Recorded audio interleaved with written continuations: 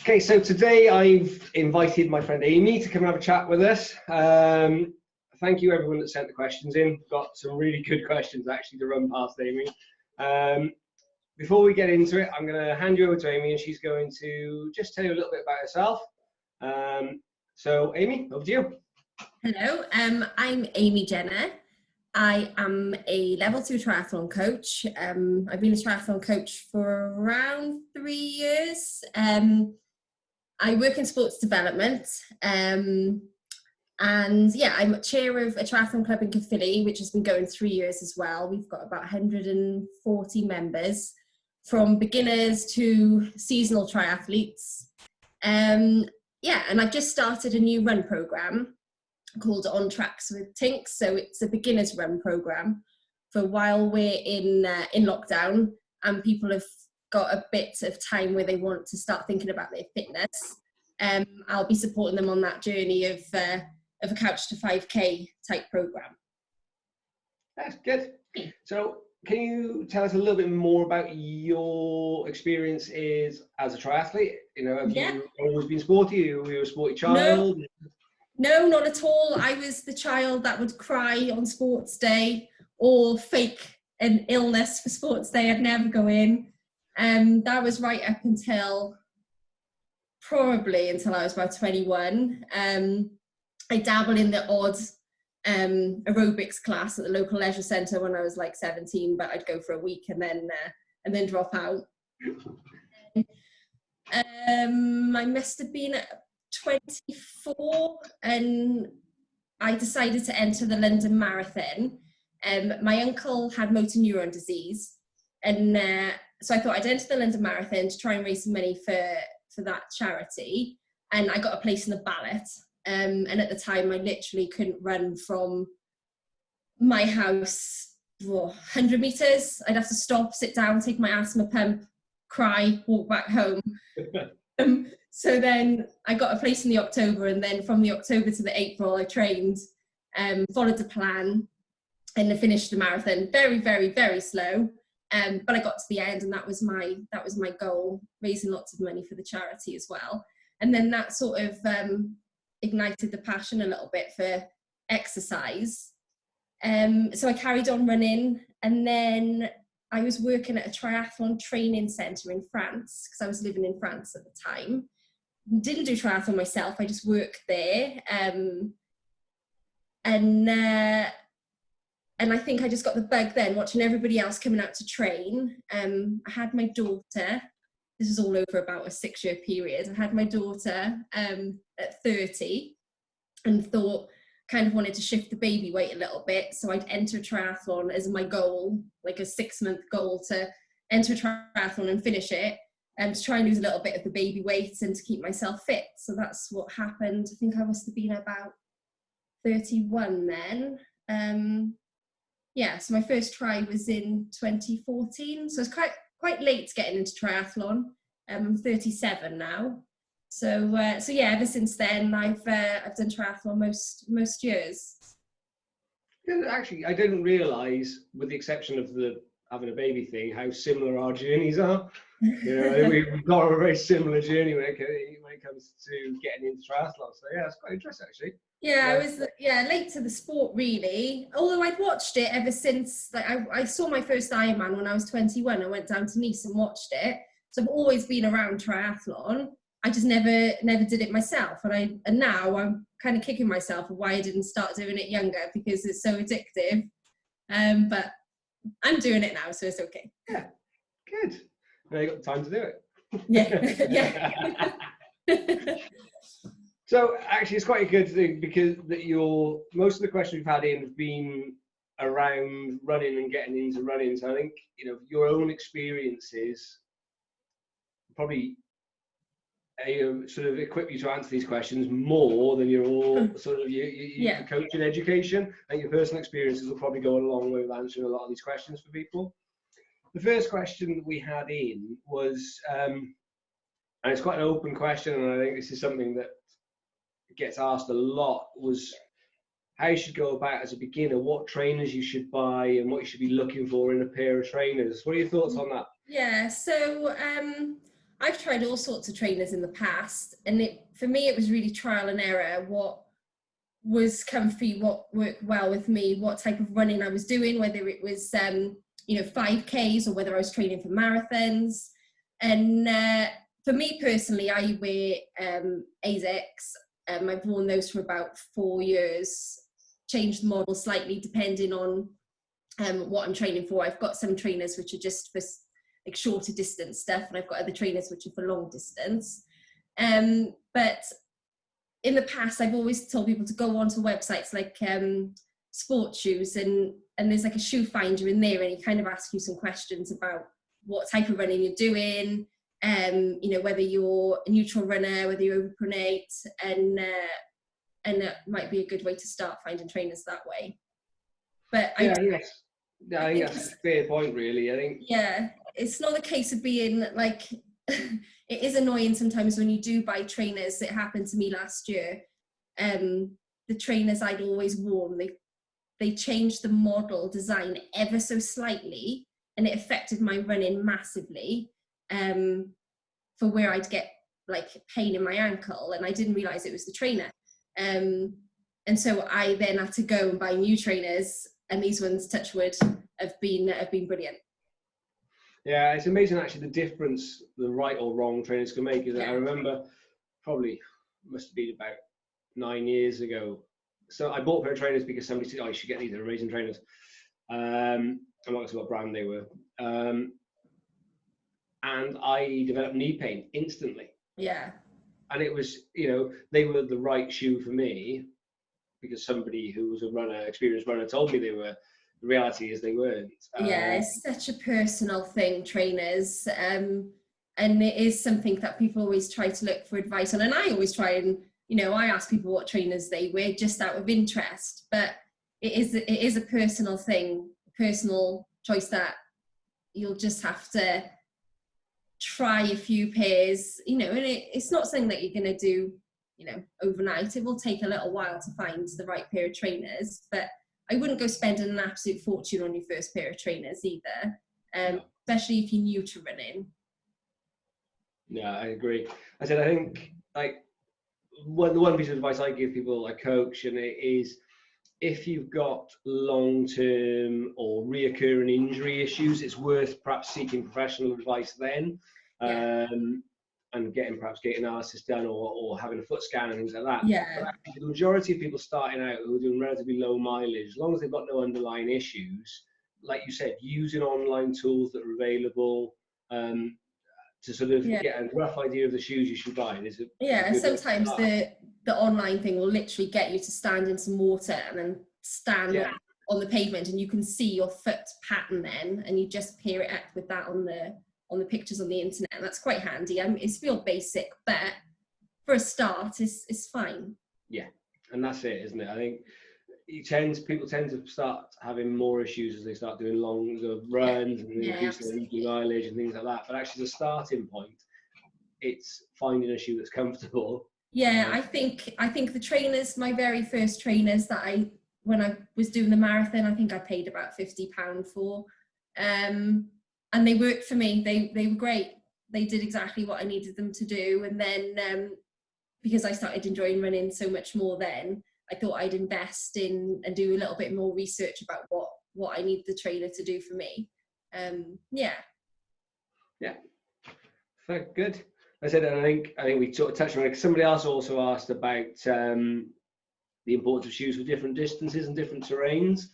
And obviously terrain, there's trail shoes and there's fell shoes and things like that. But I think obviously there's different shoes for marathon training than there is for a fat blast. Hold on, I think I got some different trainers here. Let me just. Yeah, so with triathlon, I've got different trainers that I wear. So for like sprint triathlon and for like running, if I'm just doing 5Ks, I've got these trainers, which are like really, really light. Yeah. And it doesn't feel like I've got anything on, they're so light. And then obviously for longer distance, so like standard distance tri or half marathons, things like that, 10K, I've got these then, which are like a lot more padded and cushioned. Yeah. But yeah, I've got different trainers for different types of running I do. I started doing trail running for the first time this year. I've never really properly done trail running before. So I did buy myself a pair of trail running shoes. And again, I didn't spend a fortune because I didn't know if I was going to really like trail running or not. So I think they only cost me, I don't know, £30 or something online. And I'm actually really enjoying trail running, especially now in lockdown. I'm finding all these new woods around where I live. So oh, it's nice. I said that majority of my runs are trail runs, and I love it. It's just especially the bluebells. I find it's more peaceful somehow in a really strange way. Yeah, it's nice. But yeah, I've got different trainers for different events that I do. Yeah, I think that's again though, it's that whole thing, isn't it? There's no need to go and buy 3 pairs of trainers when you first start out. Just get into it first. There's not that huge investment. Just get a pair of trainers and that said suit your foot type and get out and enjoy it to start with. And exactly. Like I've been running a long time. You know, ever since I was 24, 25, and it's only now I've bought trail running trainers. Yeah, there you go. So next question then. So as a beginner, this is sort of 2 questions really combined here. I've got somebody who said, what distance should you start off with as a beginner? This particular person, so they started off and they went too far too soon and got injured. It almost put them off running for good. And then going on from that, saying, once you've started running, how many times a week should you run to try and see some improvements rather than just sort of plateauing? I think for like things like running is the main thing why you're doing it. Like, it's pointless going out for a run if you're not going to really enjoy it. And if you're going out too far and injuring yourself, then you're not going to enjoy it. It's kind of a little bit like the tortoise and the hare. It's to start, if you're new to running, it's to start off slower, looking at maybe like a couch to 5K program. And okay, you have to do lots of walking in it and it feels like forever, but you do get there, and there is a reason these plans work. And 8 weeks where it takes you to that 5K may seem a long time away, but actually it goes quite quick if you're building up to it, you're building those foundations. And all of a sudden it'll click and 5K will be here in no time. And then you can move on to that next level then, or improve your 5K time if that's what you want to do.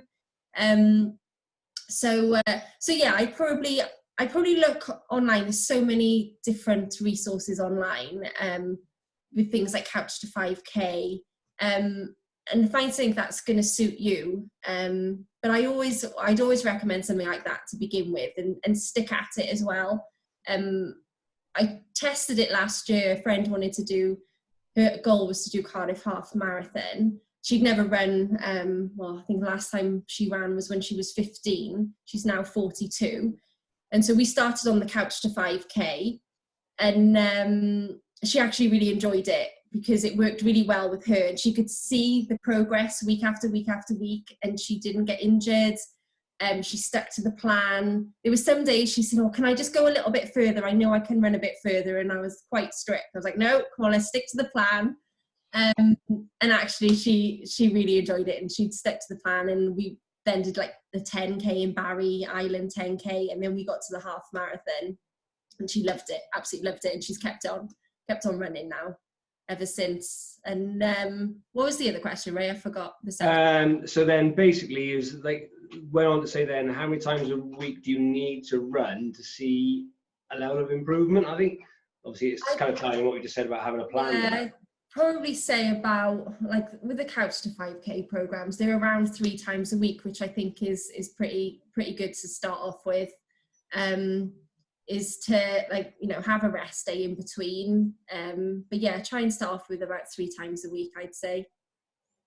Yeah, I think because it's something that, again, with beginners, it's almost everyone's in a little bit of a rush to get better quite quickly. And I said this to quite a few people that I've coached, whereas I treat beginners in exactly the same way as I treat experienced athletes, is have a plan, stick to it, and trust the process. Yeah. I think that's exactly what you said with... I mean, like I've done like an Ironman distance. I've not done an Ironman event, but I did long course last year. So I know I can cycle 180k. I know I can run a marathon, and I know I can swim 3.8k. There's no way I could do that now. There's no way I could go out and run a marathon right now. I'm not fit enough. I know I've done it before, so I'd be starting from scratch again, starting from the basics. I'd be, you know, building up over time, and it can get frustrating, because you think, oh, I could maybe do it, but you might end up in the long run setting yourself back again. You know, you might pick up an injury, you might get ill. It's best just to, you know, find your goal, find a plan, and try as best as you can to stick to that. Yeah, I agree. Absolutely agree. We kind of talked about the next one really a little bit, in that is this how to break, especially people go on couch to 5k. As you said, it's quite a lot of walking initially with it, and then how to break that cycle. Now, I think we've pretty much covered it in many ways, in that more often than not, the plan actually does it for you, and it reduces the walk and increases the run. But anything else you'd add to that, really? Yeah, I just, like as you said, the plan will have that for you. You'll notice that the walking will decrease and the running will overtake the walking.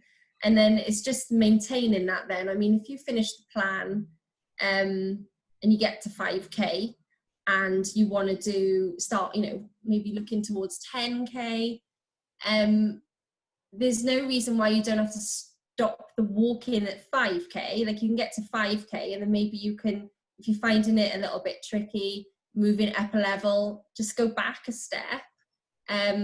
If you're finding that you're running 5k well, just stick to 5k for a while, to really build on that endurance then. Like, it's like everything, there's no rush, but it's what your personal goal is. But with those plans, like, the running will come quite quickly. You'll be surprised that all of a sudden you won't be doing the 60 or 90 seconds of walking, and it'll overtake. The running will come quite quickly after a few weeks. No, I agree. A few weeks out of the way. The last question on run specific stuff is probably for more, once people become a little bit more experienced and get into racing and that kind of thing. It wasn't really a question, but I know what the person's kind of trying to ask really is, and just talking about managing expectations and understanding that, and is what we've just been talking about, but it's a process, and it's quite a slow process at times. And how we do that, whether it's sort of developing our distance and endurance within, or improving on race results, and how we manage our expectations. Yeah, I guess it's what the goal, your own personal goal would be, and whether it's realistic for you. I mean, you see, sometimes you can get caught up in the hype of what your friends are doing and what other club mates are doing, and that might suit them, but it might not suit you. So it's what you want to do, whether you want to go on a longer distance run. You might set a target of, like, this time next year I want to be able to do a marathon or a half marathon or a 10k, or is it, I'm doing 5ks right now, this time in 6 months I want to get a PB in my park run. It's just having that realistic goal. And sometimes, like, I find personally with me, sometimes I can put too much pressure on myself, and I think, right, this week Strava can be brilliant, but it can also be a nightmare for me, because I'll get home and I'll see that I've run a little bit slower, and then I'll be pretty hard on myself, and then I'll think, well, no, the goal of my run today was to run in, like, I'll do a lot of heart rate training, so my goal was to run within my heart rate. Okay, my run was miles slower than what, you know, I could maybe go and run a 2, 3, 5k in, but my goal was to stay in this heart rate. Did I reach that goal? Yes. Green tick next to the plan. If I went and smashed that 4k or 5k, did I reach my goal and stay in that heart rate zone? No, because my heart rate was up here, so big red cross. So it's about keeping those goals, and I like to I'm a little bit old school. I like to have it on paper on my fridge so I can highlight it so that I don't know past the I like that. I'll go along with that. I can see my goal is in green. Yeah, and that's it. And I think that's what we're coming back to, is that we're going to keep going back to the same thing, which is have a plan and stick to it. Yeah. You know, I personally have seen so many people try and wing it. I've been one of those. I've been a winger. Yeah. Even since I've been a coach, and I probably shouldn't. Yeah. But I'll tell everyone else to do these things. But myself, there was one race, I don't know how I finished it. And somebody said, oh, you're the queen of winging that. And I don't know how I got round. I did somehow. But I would never, ever in a million years recommend doing that ever again. And it really taught me a massive lesson. Like not myself like that ever again. And it's that, you know, and it'll work for a short period of time. Yeah. You can wing it for a while, and then you'll stop seeing improvements. It's like anything. It's like fad diets, isn't it? You can do these fad diets for like 3 weeks, lose loads of weight, but can you maintain it? No. And that's the thing. So it's the same with training. You can work. Our takeaway lesson from today is have a plan and stick to it. Definitely. There we go. So we're going to move on to some triathlon questions now. Yep. And the first one, this is quite an interesting question. I quite like this. Do you have to be really good at all three sports? There's a second part to the question. No. When I started triathlon, I was rubbish at all three. I'm not brilliant at all three now. For me, it comes back to goals. Like, what is it that you want to do? Like, for me, I'm not massively competitive. I never have been. I think it probably comes back to school where I hated sport, and as soon as they said there was a competition, I'd cry. So for me, it's about the enjoyment, and I enjoy training with my friends. I like the social side of it. And when it comes to race day, I am incredibly nervous, but I enjoy it. I enjoy, as soon as the gun goes, whatever it is, I enjoy doing the race. But you don't have to put the pressure on if you're not good at all three. It doesn't matter. If you can swim and you can ride a bike and you can run, then you can do a triathlon. It doesn't matter how good you are, or each discipline. As long as you can do all three, then that's all you need.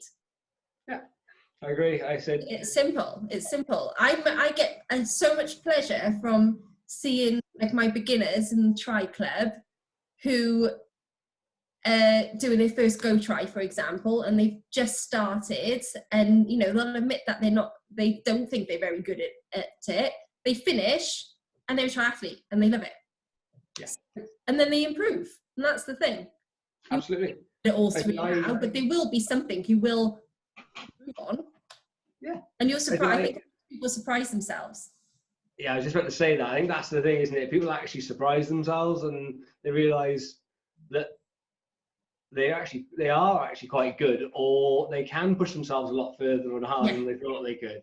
Yeah. That kind of leads me on to the next bit, actually. The same person has then said, should I focus on my strength? If this person's actually come from a swimming background, should they focus on that and how they can make the most of that within Tri, or try and work on their weaker discipline, which is the bike?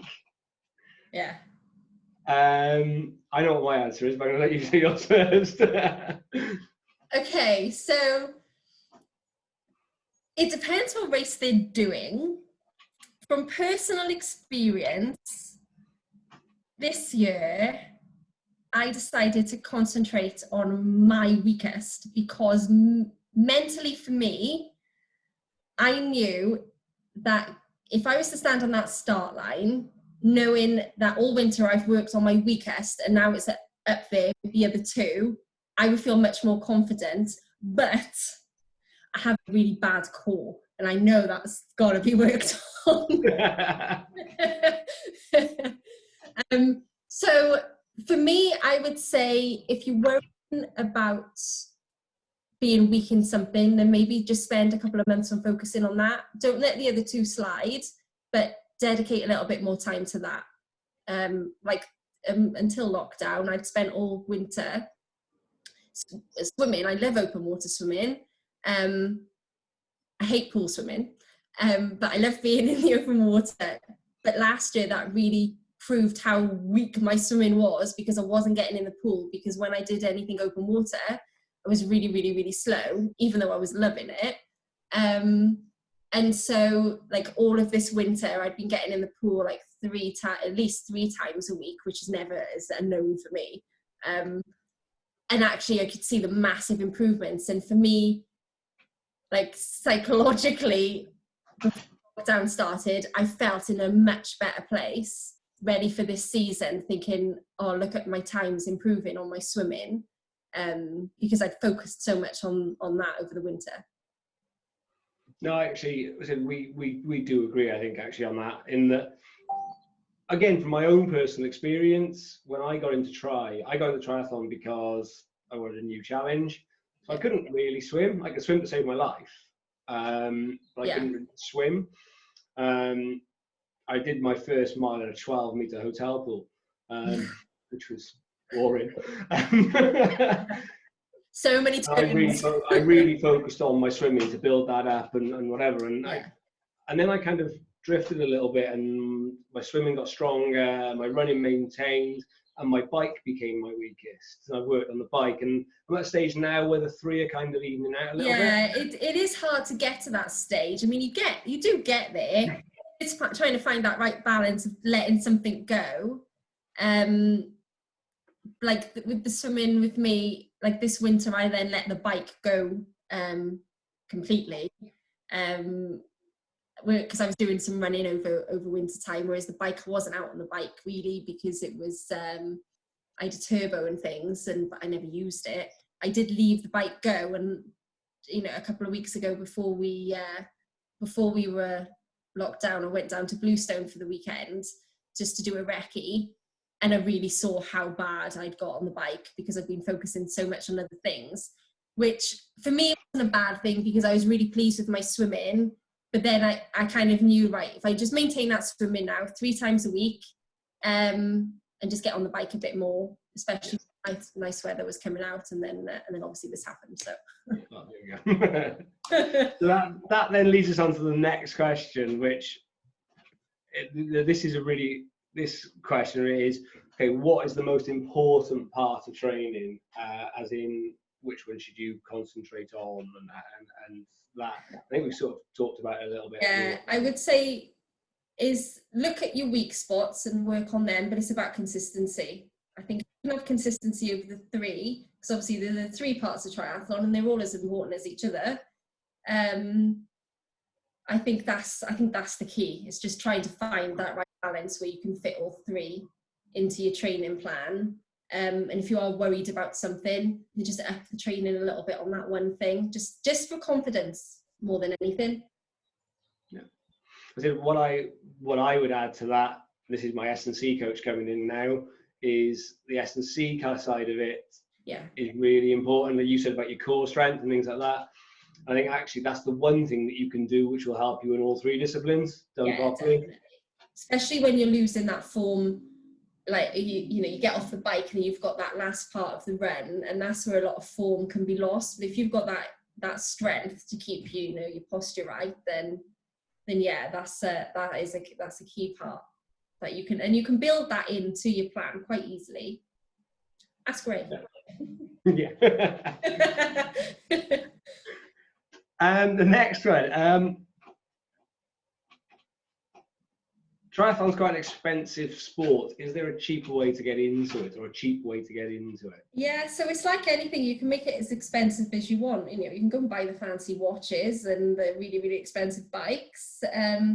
There's something called Go Tri, which is across Britain. It's been in Wales a couple of years, and it's kind of like the park run of triathlon. So you can rock up on whatever bike you got. It doesn't have to be a £1,000 bike. It can be your mountain bike which you've got in the shed. And it's more about having a go and seeing if you like triathlon, to then think about investing a little bit more money into it.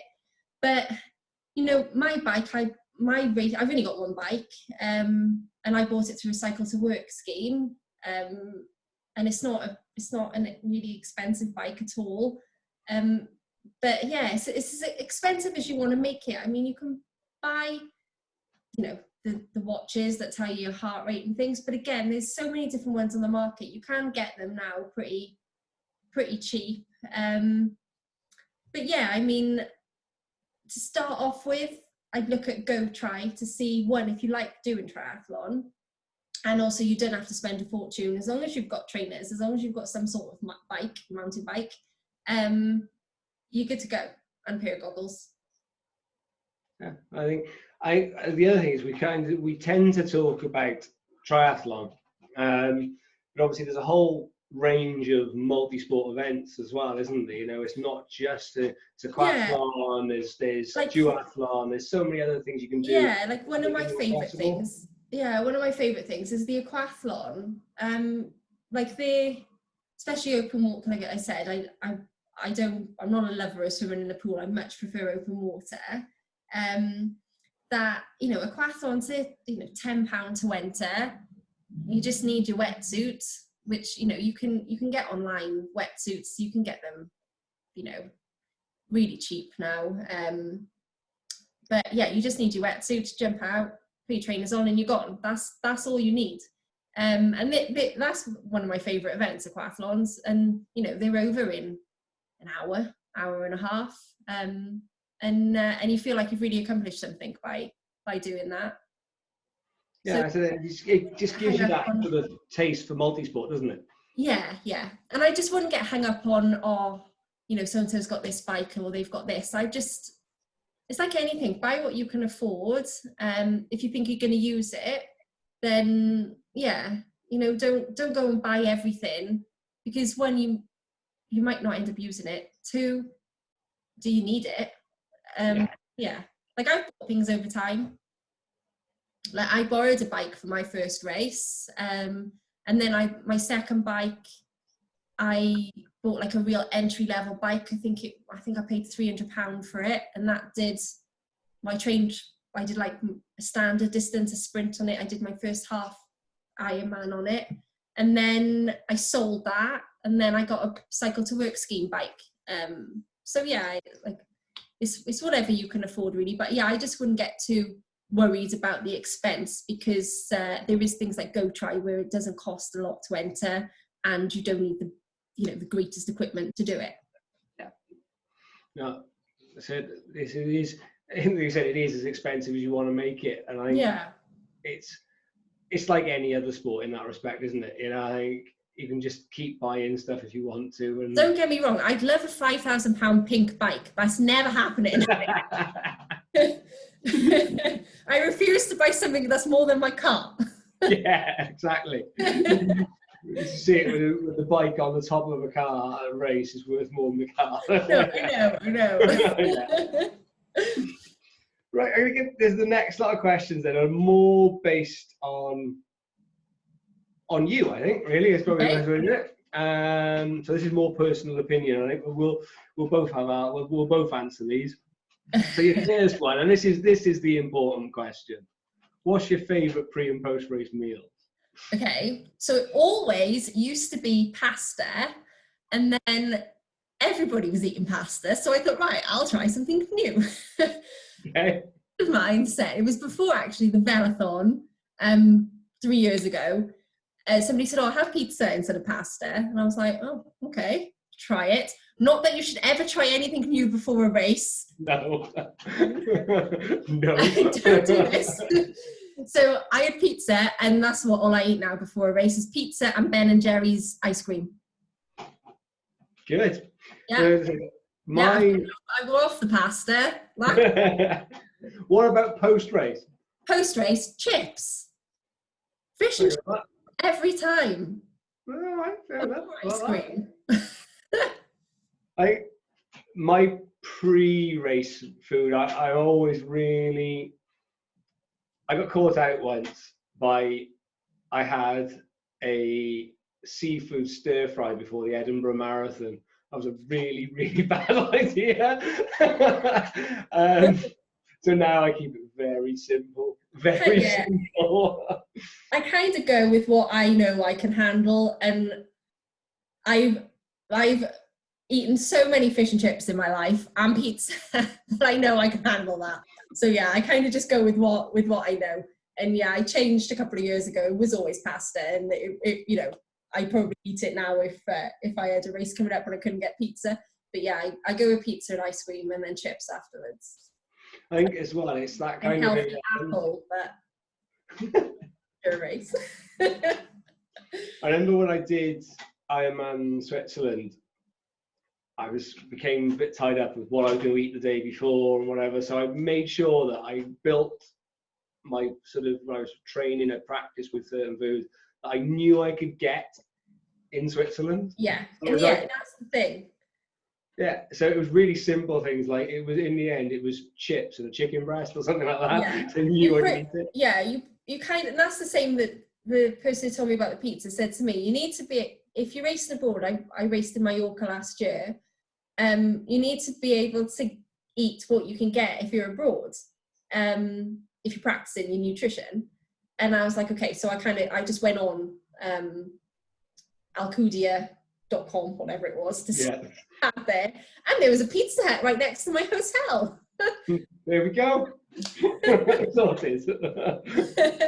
And a little down the road for my ice cream. So that's the main thing. That's what, you know, can catch people out, is actually you train to eat these things, but you know, wherever you go, make sure they've got them.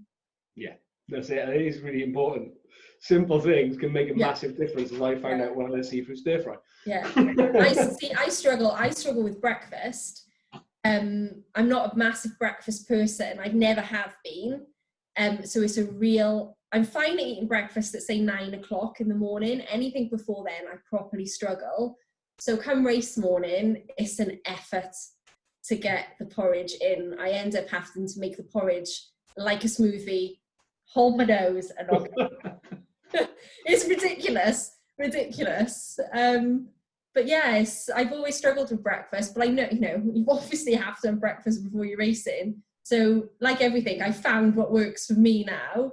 And, you know, even though I love Weetabix, I love toast, I love porridge, I can't eat them at a certain time in the morning. So the only thing that works for me is making my porridge so ready I can drink it. Yeah. Fair enough. Well, I'm lucky in that respect. I don't have that problem. I can eat anywhere. I do envy people. I remember in the past, I was so worried about it. I would set my alarm clock for about a month before the race to get up at 4 a.m. to eat porridge, and then I'd go back to bed. And it just made me feel worse. Like, I'm horrible. So now I was like, right, okay, I'll just try and dilute it more, and that works for me. That takes on to the next little thing then, is what is your favourite race? Favourite race is most probably half Ironman. Oh, what race I've done or distance? Yeah, your personal. Yeah, my personal race would have been 70.3 Alcudia last year in Mallorca. I've always wanted to race abroad. My first race actually was in France, was in Vichy, because I was living there. But I've always wanted to go away with my bike and race somewhere, and I wanted to race somewhere warm. And even though the race didn't go to plan for me, I was really, really poorly on the run. The swim was amazing. There was starfish everywhere. It was crystal clear, like so different to what I'm used to swimming in Barry. Yeah. The bike was, and it was really warm. It was like a bath. And the bike was so pretty. I remember at one point of the race just wanting to stop, get off, get my phone and take a picture. But one, I didn't have my phone on me, and two, I was in a race. I couldn't really stop because I was really, really worried I might miss the cut-off time if I did that. But yeah, that's probably my favourite race, and I would definitely go and do that race again. Yeah, the run I suffered on really badly because of the temperature. and it was more of a walk. I got there, I finished. It was just very, very painful. But yeah, I think that was my favourite race, and probably my first ever race, which was in Vichy. It was a standard distance. I trained with a group of friends. We decided, obviously, to try and shift. We'd all had children around the same time, and we'd always meet with the kids for coffee and cake. And one day we were like, oh, why don't we just do a race and cycle to coffee and cake, and then cycle home, and that'll get us a bit fit and help towards entering this race. So yeah, we did all our training together, and that was like a real good race when we all finished. We all came in different times, but yeah, that was probably one of my favourites as well. Noted both in hot places. I was gonna say my favourite race. I said Ironman Switzerland was close to being my favourite. Just it was a hard day out, and yeah, it's Ironman. At the end of the day, it's not easy. I think my favourite race probably is abroad again, which would have been the Alpe d'Huez triathlon, just because it's just the scenery is incredible, and probably because I had my best ever swim, I think, in that race. Is the swim start at Alpe d'Huez, if I've ever seen it, is it makes Tembe start a long course weekend look tame. In that it's like everybody is just sat in a little bay at the end of his reservoir, and they just blow the hooter and you just go. Yeah. I found myself at the front of that group, so I had to swim for my life just to get out of the way. I ended up with my best ever swim as a result. So that's the thing, like with races, like this you get so many memories from every different event you do. Like even like Cardiff Tri, I really loved that one because all of my family and friends came to watch me do that one. They'd never seen me race. They'd never seen me do a triathlon. This person who hated sport in school was now swimming and cycling and running. And they all came to watch because, one, they didn't believe I was actually doing it, I think, and I think they wanted to see me suffer. But that was really nice, having like a massive family support and friend support watching. And I think they're the things that I enjoy as well. It's kind of like, you know, you're able to do something and then you finish and like a friend says, oh, if you can do it, then maybe I could do it. And I'm like, well, yeah, of course you can do it if I can do it. I was the least sporty person out of all of us. So yeah, you can definitely do it. Yeah, and that is nice, isn't it? And I think, yeah, it is. It's inspiring others thing. And that's not being big-headed. I think it's genuinely what it is. And I think anybody that participates, and especially people who've been on sort of similar journey to you and me, for that matter, where you started out doing one thing and ended up on a long journey and then somewhere completely different, that does inspire people. Yeah, definitely. Because I think they see you, especially because I lived abroad for so long. I lived away for like 10 years, that I moved abroad hating sport and, you know, not being the sporty person at all. And I moved back to Wales 10 years later as this person who loves sport and is like, right, I'm setting up a triathlon club. Who's with me? So they're like, what is wrong with this person? What was she drinking in practice? Yeah. I think it's that thing, isn't it? You know, we all look at, you know, we watch the Olympics or we watch the World Triathlon Series and whatever. And yes, those individuals are incredibly inspiring people. I think it's people within our community, the people, and we all know them as people in our club who inspire us every week. You know, we watch them do things. And I think they're the really inspirational people. Yeah, I mean, there's like one guy in our club, he joined our club and he got fished out of his first ever triathlon. It was at Tusker, so Porthcawl. And the gun went off and he's been fished out in a boat because he had a massive panic attack, couldn't swim. He can swim, but he couldn't swim. And then the next week he comes to tell me, oh, I've entered Ironman. And I was like, oh my goodness. Yeah. I was like, is it wise? And he was like, yeah, I can do it. And so I was honest with him and said, right, you're going to have to train. You're going to have to get in that pool so many times a week to be able to finish this, to get out of that water. I said, because at the moment, you can't do it. And I think, you know, as a coach, you have to be realistic with some people. You can't just say, yeah, I'll be fine. You kind of got to be, you know, I wouldn't be a coach if I didn't give them, you know, the real news. And I said, you know, prove me wrong. Go and swim. Come to the swimming sessions if you can. If not, go away and do your swimming and prove me wrong that you will get out of that swim. And after about 4 months of him training, I knew he'd finish because I'd seen him swim, and he absolutely proved me wrong. And I think, like, he came out the swimming Ironman in front of so many more people I thought he would have been behind, and I was in floods of tears because, like, I knew how important that swim was. And he said he didn't mind if he didn't finish the bike or the run because they were his strong part. For him, it was just to get out of that swim. And he got out of the swim in a brilliant time, miles quicker than I could get out of it. But yeah, and I think that's, for me as a coach, is like, you have to be realistic with people, but I like seeing them achieve what they want to achieve. And that's the best part. Like I don't know how long I'll do triathlon, but if I've helped, you know, a handful of people do it, and if my daughter can see how much fun it is, you know, doing sport, then that's it for me.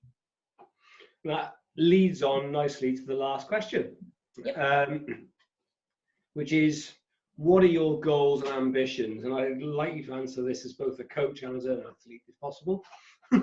Okay, so as a coach, it is to get as many people as I can in my club to reach their goals and enjoy reaching their goals. And whether that's a Go Try, whether that's an Ironman, to me, I don't care what it is. Somebody doing a Go Try is just as important to me as somebody finishing an Ironman, because both of those people have separate goals and that's their main goal. And it's just as important. So, yeah, I think as a coach is to continue what I'm doing with the club and making sure that the sessions are enjoyable, that they're liking the sessions, and that they get to their end goal. And, you know, there's going to be ups and downs. And, you know, I've had people have tantrum in the pool and they've like lobbed their pool boy down and it's been very funny. But after a couple of weeks, they'll calm down. And then a couple of weeks later, they finish their race and they're like, I did it. And I'm like, yeah, I knew you could do it. You've just got to believe in yourself. And I think that's the thing, is just trying to encourage people that, you know, just have a little bit more, I can't think of the word really, is just be a little bit more confident in yourself that you can do these things. They are tough, but they're doable. You can do these. If you do put your mind to it and you really want to do it, then you can do it. And for me personally, I should probably listen to my own advice. Is Ironman. Like, even though I always tell people, you know, it's not the triathlon, it's, you know, it's not the be all and end all. If you want to carry on doing Go Try forever, do Go Try forever. As long as you're doing triathlon or multi-sports, then that's the thing. But I think ever since I did see that first Ironman when I was 21 in Nice, I thought, you know, maybe one day I could do something like that. And this year worked out quite well for me. Well, did, until who knows what's happening with triathlon this year. Yeah, it's to do Ironman Wales. Wales, it specifically as a race, it's kind of been a bucket list race for a long time. It was just finding the right time for me. Like, I'm a single mum, so trying to fit around training around my daughter and finding childcare. I rely heavily a lot on my mum. Obviously, I'm not seeing her at the moment because of isolation and everything. So yeah, it's kind of, this year worked out quite well with being able to enter it, but I think that plan might be scuppered, I'm not sure. So Ironman Wales 2021 possibly, or 2022. I don't care when I do it. I just, I'll get it done sometime. Yeah, I have no doubt about that. I think a main goal for me is, I don't know why I hated sport so much. Like when I was younger, I've no idea, because thinking back, the teachers were fine. Like I didn't have an issue with my PE teachers. I don't know what it is, and I would really hate for my daughter to have that same feeling about sport as I did. I think it would be really sad, because it opened so many doors. Sport, like, it's just so good for your health and well-being. You know, if I'm having a really, I almost swore then. If I'm having a really like bad day, I just take myself for a little run, plug my iPod in, and I come back and I'm feeling so much better. That's kind of a little bit of an escape for me. And yeah, I would just hate for her to have such negative feeling around sport. So for me, is to try and give her positive experiences with sports. Like I don't force anything on her. I let her choose what she wants to do. And at the moment she likes gymnastics and like recreational gymnastics, and she likes swimming. And we've just learned, like she was quite slow learning to ride her bike compared to other people in her class. So if anything, this lockdown period's been brilliant, because I've now taught her to ride her bike. So every day she's like, can I go out on my bike? Can I go out on my bike? So we're out on the bike every day, which is great. So I'm happy by that. It means I've got to get back on a mountain bike, and I haven't been on a mountain bike for years.